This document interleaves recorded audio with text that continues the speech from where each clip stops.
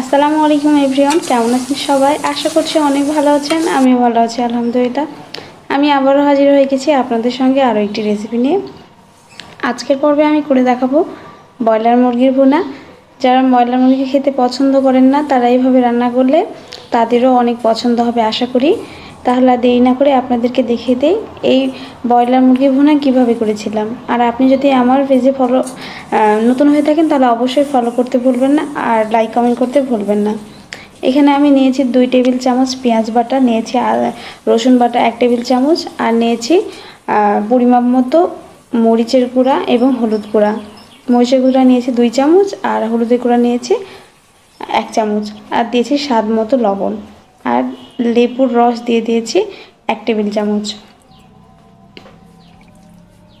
তারপর এখানে half cup তেল দিয়ে ভালো করে মশলাটা মেখে নিতে হবে। আমি হাত দিয়ে মেখেছি, চাইলে আপনারা গ্লাভস পরে মাখতে পারেন, কিন্তু হাত দিয়ে মাখলে টেস্ট বেশি ভালো আসে। হাতের উষ্ণতায় ভালোবাসার স্পর্শ থাকে, স্বাদও বেশি ভালো হয়। তারপর এখানে মাংসটা দিয়ে ম্যারিনেট করে নেব। আমি এটা 10 মিনিটের জন্য ম্যারিনেট করে রেখে দিয়েছিলাম। তারপর তেলে আমি পেঁয়াজ কুচি হাফ কাপ আর তেজপাতা 2টা, আর দিয়েছি কয়েকটা শুকনো লঙ্কা, আর দিয়েছি 2টা দারচিনি, 4টা ছোটো এলাচ, 2টা বড় এলাচ। পেঁয়াজটা একটু নরম হয়ে আসলে এখানে দিয়েছি আমি 1 চামচ মতো জিরা, গোটা জিরা দিয়েছি। তারপর মাংসটা দিয়ে এখন ভালোভাবে কষিয়ে নেব।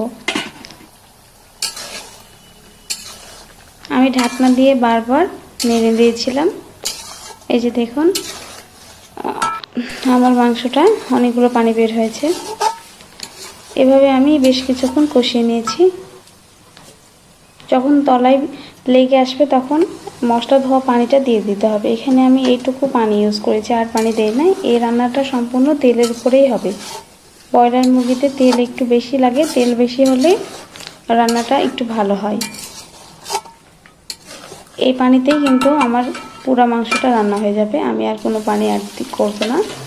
এই যে দেখুন অনেকখানি পানি বের হয়েছে।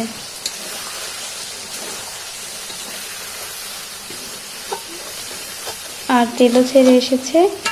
আমি আর কিছুক্ষণ রান্না করে নেব, তারপর নামিয়ে নেব।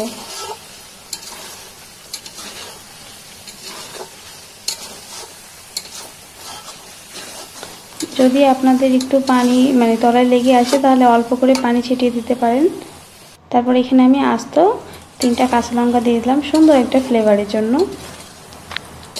আমার মাংসটা প্রায় হয়ে এসেছে, এখন আমি চুলা থেকে নামিয়ে নেব। দেখুন কতটা সুন্দর লাগছে, একদম মাসালা মনে হচ্ছে একদম। এই ব্রয়লার মুরগির ভুনাটা দেখতে যতটা সুন্দর লাগছে, খেতে কিন্তু তার চাইতেও অনেক মজা হয়েছিল। যারা ব্রয়লার মুরগি খেতে পছন্দ করেন না, এভাবে রান্না করলে তাদেরও অনেক ভালো লাগবে। ভিডিওটি ভালো লাগলে লাইক কমেন্ট করবেন, আর আমার পরবর্তী ভিডিও পেতে পেজে ফলো করবেন। আশা করছি সুস্থ থাকবেন, ভালো থাকবেন। আল্লাহ হাফেজ।